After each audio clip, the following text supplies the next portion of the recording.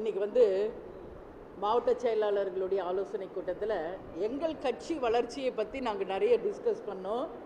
அப்போது வருகின்ற பாராளுமன்ற தேர்தலில் நம்மளுடைய நிலைப்பாடு என்ன எடுக்கணும், என்ன நம்ம செய்யணும் அப்படின்றதெல்லாம் நாங்கள் டிஸ்கஸ் பண்ணும் பொழுது எல்லா மாவட்ட செயலாளர்களுமே அவங்கவுங்க சொந்த கருத்தை பேசினாங்க. அத்தனை பேருடைய கருத்தும் அதில் நிறைய பேர் சொன்னது தேமுதிகக்கு நிச்சயமாக இந்த முறை நாம் தனியாகவே களம் காண்போம் அப்படின்றது தான் ஒட்டுமொத்த மாவட்ட செயலாளர்களுடைய கருத்தாக சொன்னாங்க. ஏன்னா இன்னைக்கு கேப்டன் இல்லாமல் நாங்கள் சந்திக்க போகின்ற முதல் தேர்தல். ஒட்டுமொத்த மக்களினுடைய எண்ணமும் இன்னைக்கு நாம் கேப்டன் மக்களே மக்களே மக்களேன்னு என்று மக்களுக்கு சொல்லுக்காக பேசினதும் அவர் செய்த நல்ல திட்டங்களையும் நாம் புரிஞ்சிக்கல அப்படின்ற குற்ற உணர்வு எங்களுக்கு இருக்குன்னு சொல்லி கண்ணீர் மல்க இங்கே கேப்டன் கிட்ட மன்றாடி மன்னிப்பு கேட்கின்ற எவ்வளோ மக்களை நான் டெய்லி பார்த்துக்கிட்டு இருக்கேன். அதனால் கேப்டனுக்கு வந்தது சிம்பதி அலைன்னு மட்டும் நினச்சிடாதீங்க. இது சிம்பதி ஓட்டம் மாறப்போகுது, இது சிம்பதின்னு நினச்சிடாதீங்க. அனைவருமே இன்றைக்கி ஒரு நல்ல தலைவரை நாம் இழந்துட்டோம், ஒரு நல்லவரை நாம் இழந்துட்டோம்.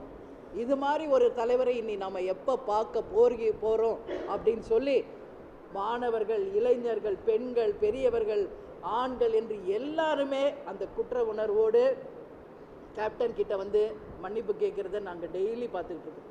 அதனால் எல்லாருடைய கருத்து நாம் நிச்சயமாக கேப்டன் வகுத்த வழிபடி இந்த தேர்தலில் தனித்து களம் காண்போம் என்பதுதான் எல்லா மாவட்ட செயலாளருடைய கருத்து. இருந்தாலும் மொத்த 4 வழி தான். ஒன்று ஏடிஎம்கே அலையன்ஸ், இன்னொன்று ஏடிஎம்கே அலையன்ஸ், ஒன்று பிஜேபி அலையன்ஸ், இல்லை என்னால் தனி. இதில் எல்லாருடைய சாய்ஸ் தனி அப்படின்றது ஒரு கருத்து.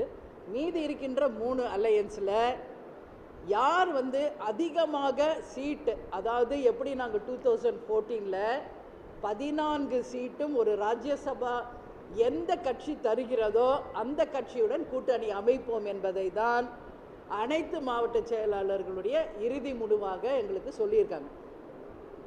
இனிமேல தான் நாங்கள் குழு அமைக்க போகிறோம்.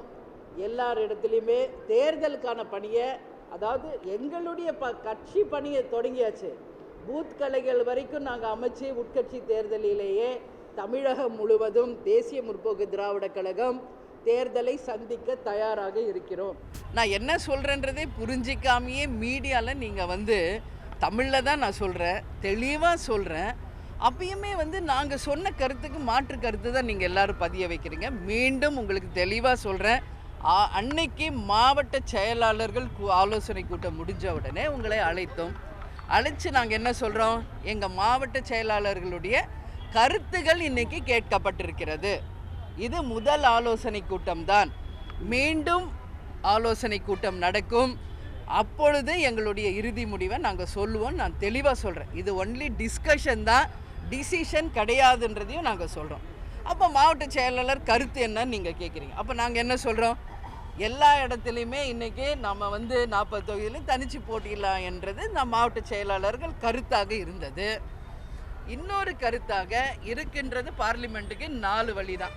ஒன்று அதிமுக கூட்டணி, இன்னொன்று திமுக கூட்டணி, ஒன்று பாஜக கூட்டணி, இல்லை தனிச்சு களம் காணும். இது 4 தான். அப்போ தனித்துன்றது பெரும்பான்மையானவர்கள் சொன்னாங்க. வேறு சிலர் திமுக கூட்டணி என்று சிலரும், அதிமுக கூட்டணி என்று சிலரும், பிஜேபி கூட்டணி என்று சிலரும் சொன்னாங்க. அப்போது அவங்க சொன்னது நான் நல்லா புரிஞ்சுக்கங்க, மாவட்ட செயலாளர்கள் சொன்னது 2014 நமக்கு கொடுக்கப்பட்டது போல சீட்டு, அதாவது 14 சீட்டு கொடுத்து ரெஸ்பெக்டோட, மரியாதையோடு நமக்கு வழி நடத்துகிறவங்களோட நம்ம கூட்டணி அமைப்போம் என்பது அவங்க கருத்து தான். இது தலைமையின் கருத்தோ என்னுடைய கருத்தோ கிடையாது. ஆனால் இன்றைக்கி எல்லா ப்ரெஸ் அண்ட் மீடியாவில் என்ன சொல்கிறீங்க, பிரேமலதா விஜயகாந்த் பொதுச் செயலாளர் 14+1 கொடுத்தா தான் அவங்க கூட கூட்டணி என்று சொல்கிறாங்கன்ற மாதிரி நீங்கள் போடுறீங்க. நாங்கள் என்ன சொல்கிறோன்றதை கரெக்டாக புரிஞ்சுக்கிட்டு நீங்கள் தயவு செஞ்சு போடுங்கன்னு நான் கேட்டுக்கிறேன். இது ஆலோசனை கூட்டம் தான். ஆலோசனை கூட்டத்தில் எங்கள் மாவட்ட செயலாளர்கள் கருத்து தான் உங்ககிட்ட சொன்னோம்.